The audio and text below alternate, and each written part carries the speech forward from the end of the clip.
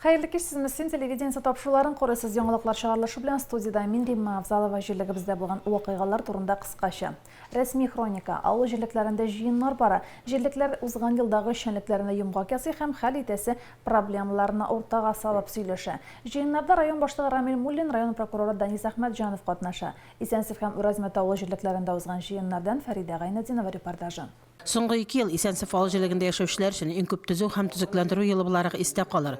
Җирлектә юллар төзү, су линияларын төзекләндерү кебек мөһим эшләр башкарылды. Җирлек башлыгы Иршат Салихов та үз чыгышында шулар хакында сөйләде. Республика программасы хисабына соңгы 5 елда җирлектә юллар төзелеше буенча кылычлы эшләр башкарылды. Искисей, Яңасый, Тотбүләр, Марыйбүләр, Исәнсев авылларында бүген бер яңа асфальттан йөрибез. Быел Исәнсев авылларына hem Sikaya yönelişinde yıllar avul işlerine kırtıp salındı. Марыйбүләр гомуми белем бирү мәктәбе директоры Венера Кириллова белем һәм тәрбия бирү юнәлешендә башкарылган эшләр белән таныштырды.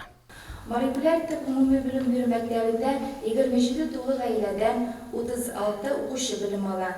2 баланы әти үзе генә тәрбияли. Башлангыч сыйныфларда 11 бала, 5-9 сыйныфларда 25 укучыларыбыз 5 авыллардан килеп укыйлар. Барлык укучыларда беренче яртыйлыкны уңышлы тамамладылар. Укуның сыйфат илгәреше 65%, илгәреш 100%.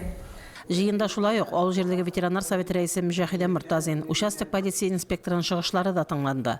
Район башлыгы орынбасары Азат Ахмәтҗанов чыгыш ясап, авыл халкының сорауларына җавап бирде. Аллаға шөкер яшәйбез. Пенсияны бирәләр, урамнарда ут бар, су бар, абзарларда маллар бар, бергә тагын ни кирәк. Моннан да олы бәхет, сәламәтлек, бала кайгылары күргә язмасын, онуклар кайгылары күргә язмасын, сәламәт булып рәхәт итеп яшәргә язсын. Моннан да ары тормышны өмет итсәң, Ходай суга. Үрәзмәт авыл җирлегендә узган җыенга да авыл халкы бик актив булып килгән иде. Үрәзмәт авыл җирлегендә дә узган елда юл төзекләндерү буенча күләмле эш башкарылды. Халыкның суверенитетын итүдә җитди үзәклекләр булмады. Монда инде мәсәлән октябрь аенда Үрәзмәт авылында башлысыз системага күчү буенча күләмле эш башкарылды. Монда үзәклек булып алды һәм хәзерге вакытта үйләргә су башчага кермичә генә турыдан-туры килә. Башлангыч мәктәп эшчәнлеге белән мәктәп директоры Гүзәлия Шайгарданова таныштырды. Мәктәп һәм мәктәпкә әзерлек төркеме хезмәткәрләре, биредә тәрбияләнүчеләр төрле бәйгеләрдә актив катнашалар. Хәтта мәктәп алдына шугалак та ясап куйганнар. Бина чиста, якты, җылы, вакытында сыйфатлы ризык пешерелә. Кабинетлар тиешенчә җиһазландырылган, дәреслекләр белән тәэмин ителгән. Юл йөрү кагыйдәләрен өйрәнү өчен комплект булдырдык. Балалар бик канәгать. Спорт залыбыз, сәхнәбез бар. Спорт җиһазлары барлык балага да исәпләнелгән. Муниципаль район башлыгы орынбасары Азат Ахмәтҗанов та җирлек халкының активлашуын билгеләп үтте. Шулай да җирлек башлыгына тагын да активрак эшләргә чакырды. Җирлек яхшы мәшәп килә, һәм инде менә бик куанычлы хәбәрләр бар. Сезнең инде күп кенә еллар интеккән юлсызлык проблемасы инде чишелеп бетеп килә дип әйтергә кирәк. Шуңа да инде бу иң зур җиңүләрнең берсе дип әйтергә кирәк. Бу якларда инде кайсы җирлеккә барганда да безнең Рамилхан шушы якларны үрнәк итеп, аларны примерга китереп сөйли. Җыенда сораулар да байтак булды. Үрәзмәт җитешмә авылында су, юл булмау, якын тирәдә явылык салу станциясе булдыруны да сорады үрәзмәтлеләр. Фәридә Гаинкинова, Динар Нуретдинов, Мөслим телевидениесе. Түбән табын белән Баланлы авыл җирлекләрендә дә халык җыеннары узды. Җыеннардан Лилия Шәймиева. Түбән табын җирлеге иң зур һәм матур табигатьле авыл җирлекләренең берсе. Җирлеккә югары табын, түбән табын, Тегермәнлек, Тамян, Тугаш, Креп, Краснояр авыллары керә. Җирлек күпләп мал тотучыларда исәбендә. Дәүләт программалары белән кулланучылар саны да җирлектә артып килә. Бүтән калган бар авылларда да 1000 сум күләмендә җирәсә акча җыябыз. Бүгенге көндә акча җыю бара. Җирлектә 2 крестьян фермер хуҗалыгы да эшләп килә. Бүгенге көндә халыкка 4 ФАП, почта бүлеге, 2 кибет, 3 мәчет, 2 китапханә, 2 авыл мәдәният йорты, 1 авыл клубы хезмәт күрсәтә. Соңгы елда демографик үсешкә килгәндә Түбән табын җирлегендә халык санының кимүе күзәтелә. Тугышлар саны аз булуда, яшәү урынын алыштыручыларның күп булуда моңа сәбәп булып торадыр. Тегермәнлек авылында гомер итүче мәгариф ветераны Гөлфия Мөхәммәтгәрәева мәктәп укыту өлкәсенә кагылышлы кайбер мәсьәләләргә аерым тукталып үтте. Ничек мин әйтәм, кем кем уйлап чыгарды, кем башлап җибәрде микән? Үзенең авылында мәктәп була торып, балаларны Мөслимгә йөртүне. Менә бит шушында мәктәп булмаса бер хәл иде. Мәктәбең эшләп тора гөрләп, югары белемле укытучылар укытып тора. Мәктәпләр җылы, чиста. Балаларны тутабыз да автобуска утыртып, мәктәпкә чыгарып җибәрәбез. Җыенда укучыларга мәктәп автобусын көткәндә Тегермәнлек авылында ашыклану өчен тукталыш кирәклеген дә кабыргасы белән куйды апа абыйлар. Бу мәсьәлә тиз арада хәл ителәчәк дигән җавап ишетеп кайттык. Тегермәнлек авылына остановка кирәк, балаларга ашыкланып тору өчен.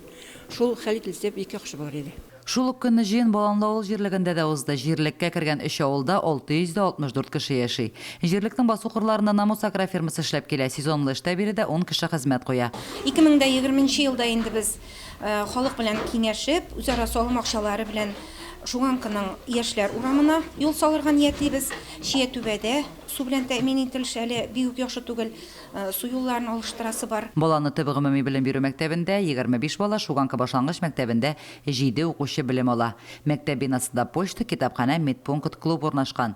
Баланкай, Каянкай балалар бакчаларына 14 сабый йөри. Безгә шушындай зур район җитәкчеләре Иптәш Муллин шушында кичек авылга килеп, шушындай халыкны җыеп, үзенең мәрхәмәтле сүзләрен сөйләгән өчен барысы өчен дә зур рәхмәт. Җирлек бюджеты салымнардан формалаша. 2 урамда искереп беткән су торбалары алыштырылган, Баланлы авылында һич кайчан су кермәгән урамга да су кертә алганнар. 1100 метр гравий юл яңадан эшләнеп җәелгән. Километр ярым асфальт юлга чокыр ремонты кергән. Җирлектәге юллар кышын җәен игътибар үзәгендә тора. Халыкның яшәеше көннән-көн үзгәрә. Алга таба без менә Татарстанның 100 еллыгын, 75 еллыгын каршыларга әзерләнәбез. Безнең бабаларыбыз тудырган мөмкинчелекләрне без дәвам итүче бун. Biz her vakit ümitlenip yaşayız. Ümitlerimiz her vakit aklансın. Җыен күңелле ноталарда тәмамланды. Озак еллар Баланлы авылының ветераннар советы рәисе булып эшләгән Гәрәева Гөлүсә Фаил кызына район ветераннар советының мактау грамотасы һәм истәлекле бүләк тапшырылды. Лилия Шәймиева, Айрат Фазылов, Мөслим телевидениесе.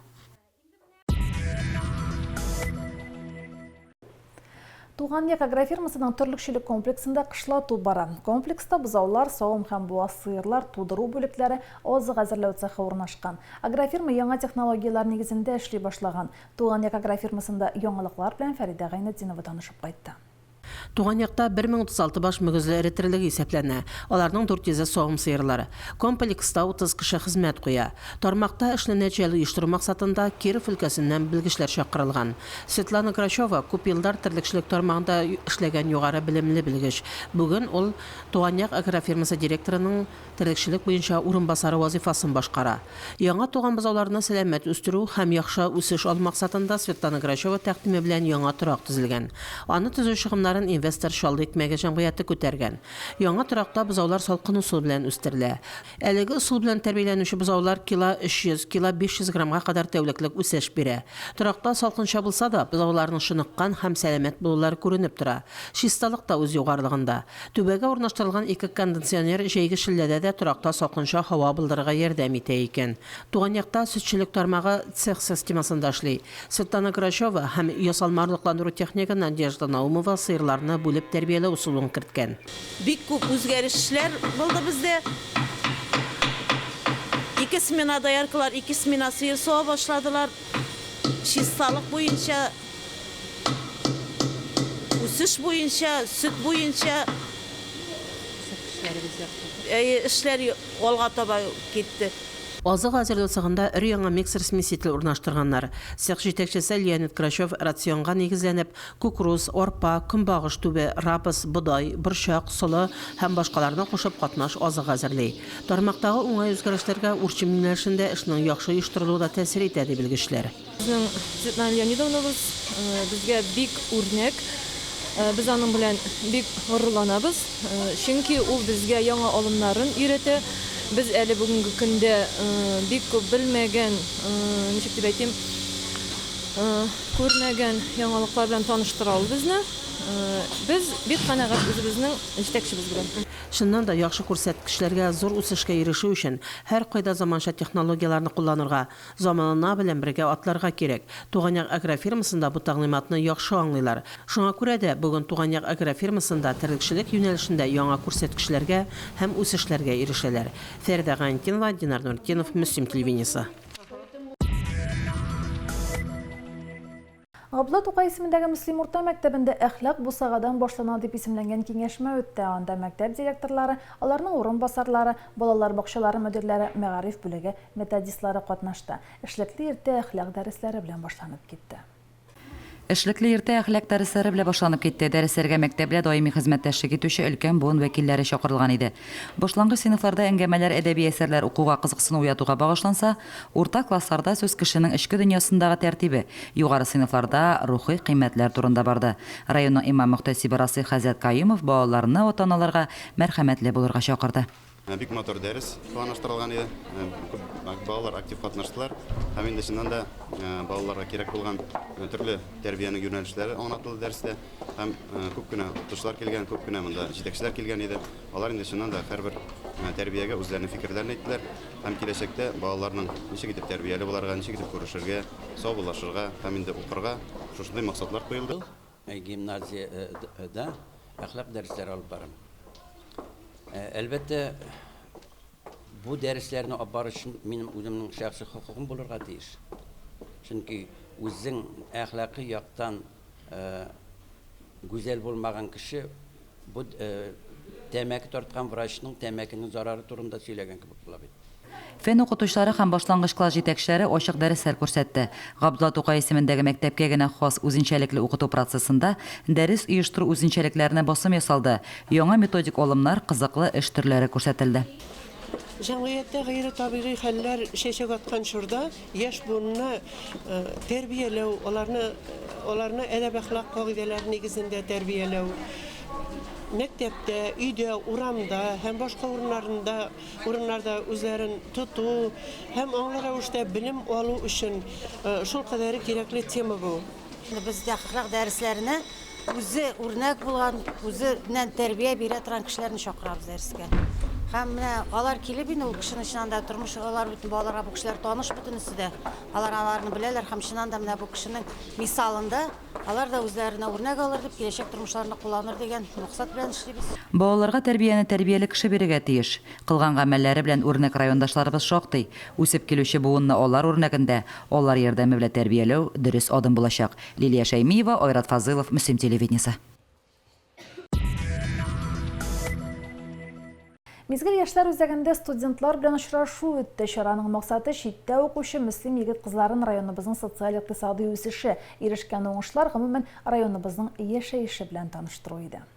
Оештыручылар очрашуны дүртле эшкә бүлгән. Танышу, төрле тренингларда катнашу, Әйдә Шаяр КВН лигасында уңышлы чыгыш ясаган Мөслим Кырмыскасы командасының чыгышы, район башлыгы белән очрашу, җирлектә эшләүче оешма предприятие җитәкчеләре чыгышы, сорау-җавап.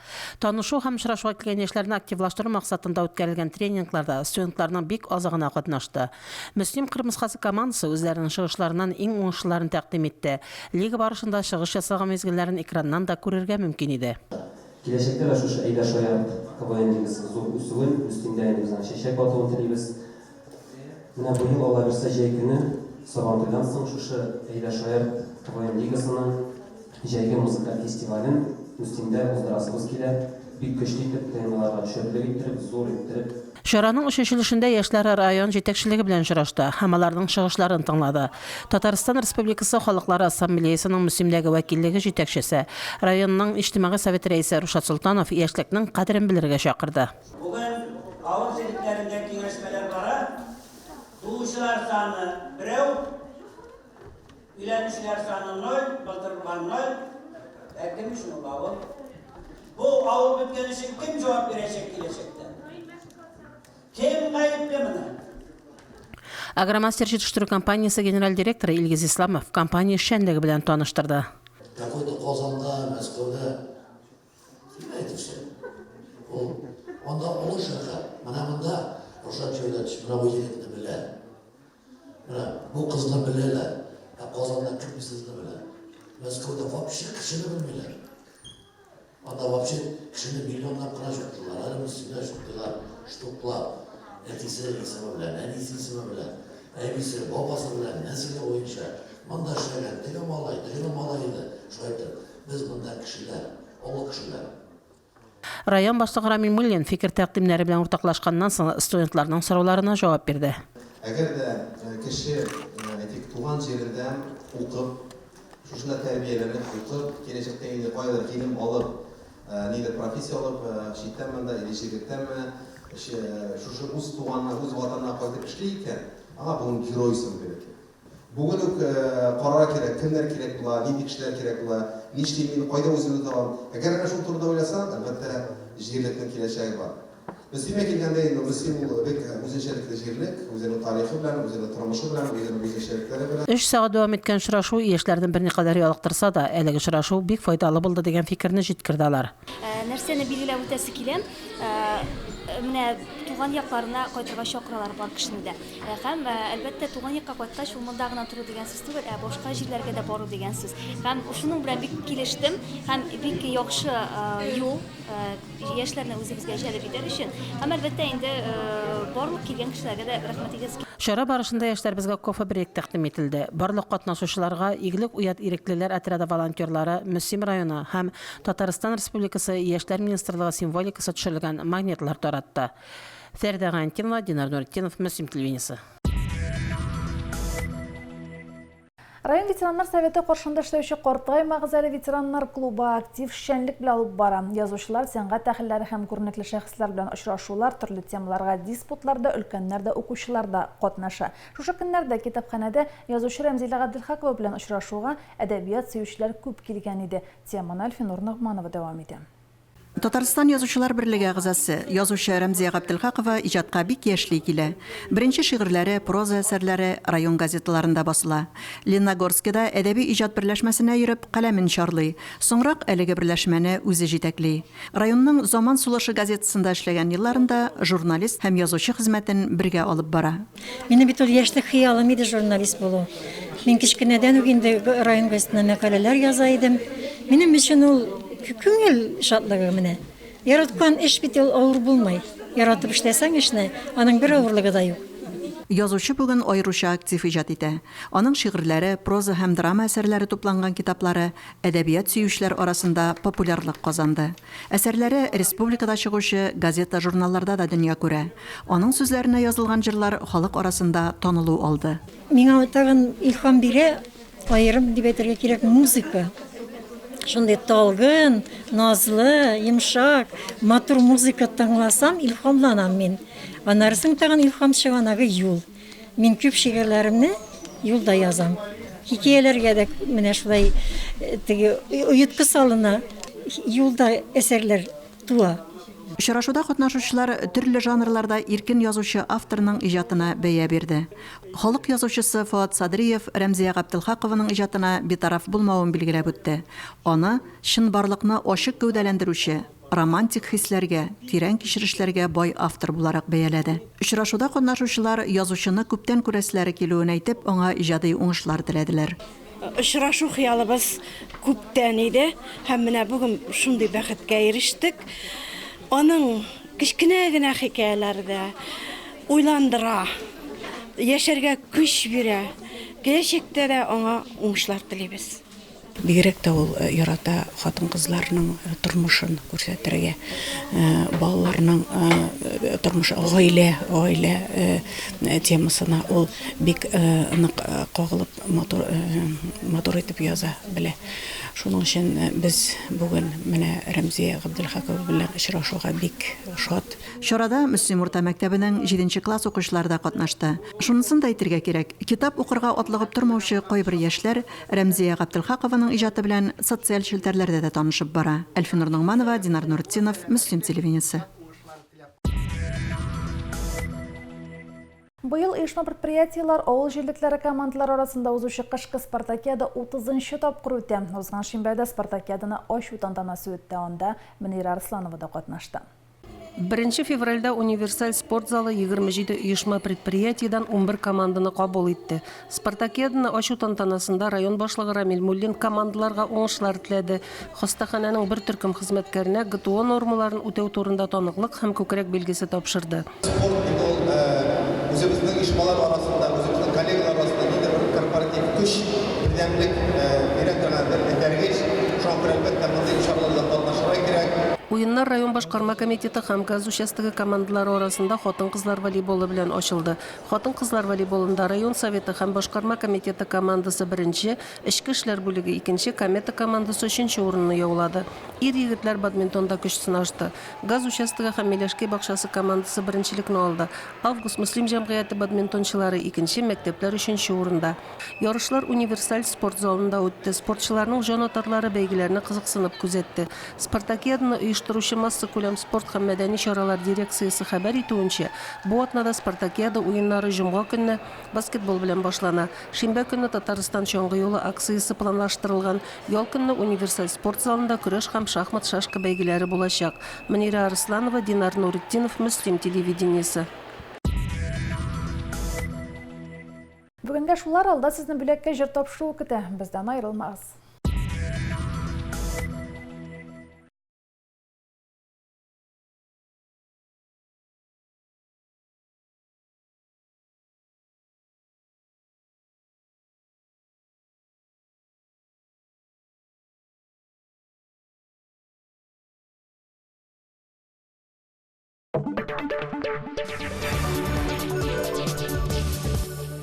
Ну купи, в классе уже у всех есть. У тебя же на прошлой неделе зарплата была. Хочу новый телефон.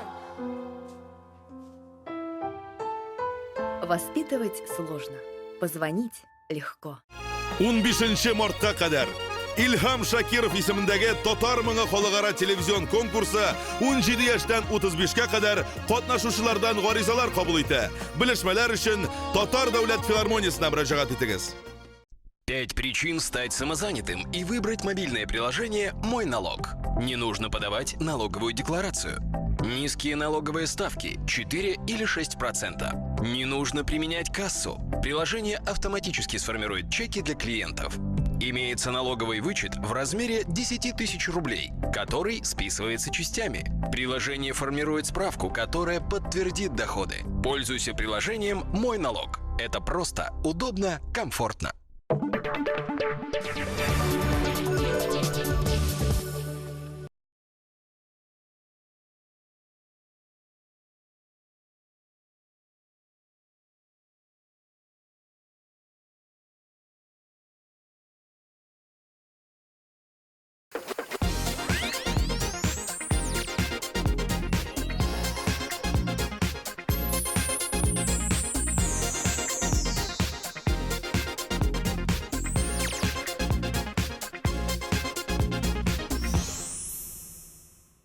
Муслим телевидениесі тапшыларын девам ете. Эфирда бүлеккә җыр тапшыруыбызга килгән котлау хатлары белән сезне мин Дилма Авзалова таныштырдым.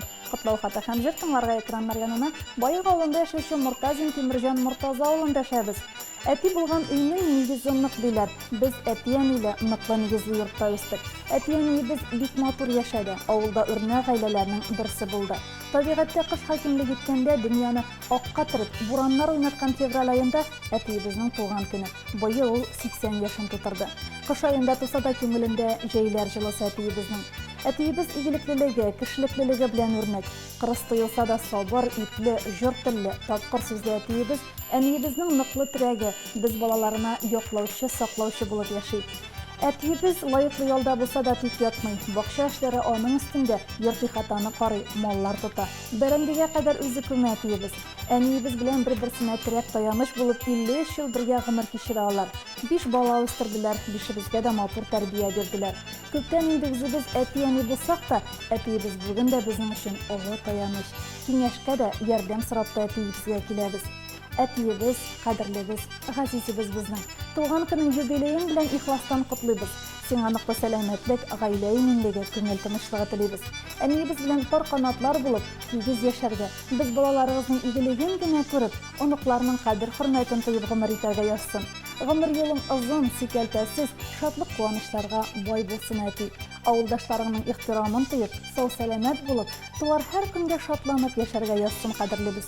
Хәерле гомер, матур картлык, тигез тормыш телибез сиңа. Иман ныклыкларын бирсен Ходай, сәламәтлек сиңа телибез. Күңел тынычлыгы ташламасын, шатлык белән үтсен көнегез дип Тимерҗан абый сезгә изге теләкләрен балаларыгыз, кияүләрегез, киленнәрегез, оныкларыгыз, оныкчыгыгыз җиткерде. Безнең теләкләргә инекәебез һәм кода-кодагыйларың да кушыла диләр балаларыгыз. Тимерҗан абый, юбилеегыз белән без дә сезне котлыйбыз. Сәламәт булыгыз. Гөлдәмия апа белән озын, тигез гомер, балаларыгызның игелеген генә күреп яшәвегезне телибез.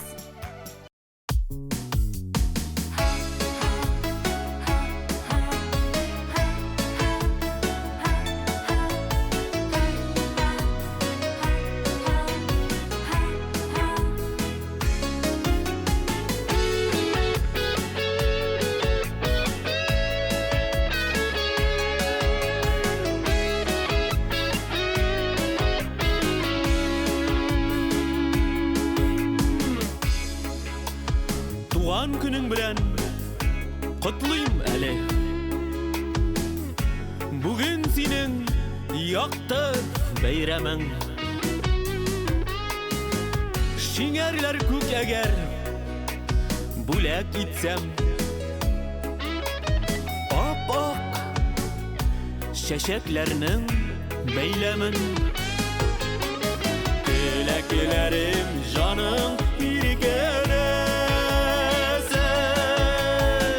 Йөрәгеңне синең җылытсын,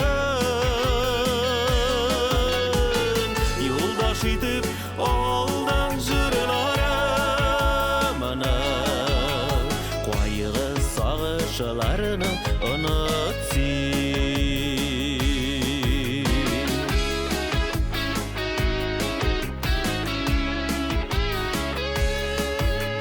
Шын күңелдән сине якын күрәм, багышлыймын шигырь юллары. Бу дөньяда җылы сүзләрдән дә бүләкләрнең бармы зурлары. Теләкләрем җаның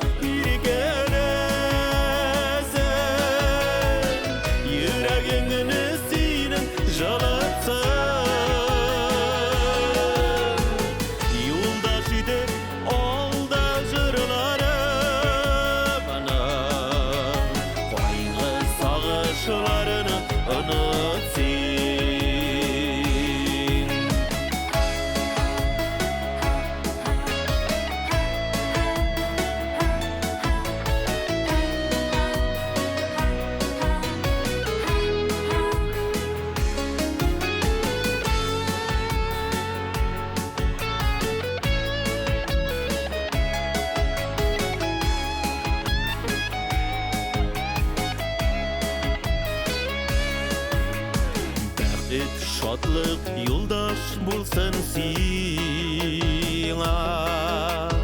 Гел елмаю булсын йөзеңдә. Ходай тигез тормыш саф мәхәббәт, озын гомер бирсен үзеңә. Теләкләрем җаның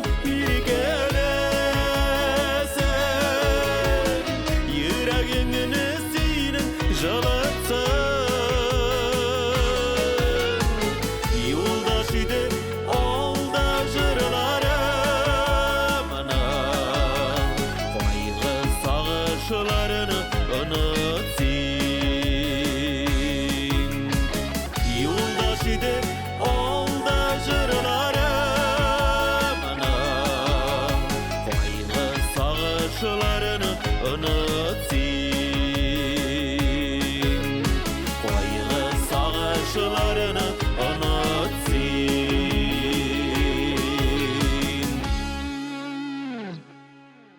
Туган көннәрен, гаилә бәйрәмнәрен билгеләп үтүче һәммә кешегә ихлас теләкләребезне җиткерәбез. Сау-сәламәт булып, якыннарыгызның күңел җылысын тоеп яшәү насыйп булсын сезгә. Туар көннәр кояшлы, еллар имин булсын.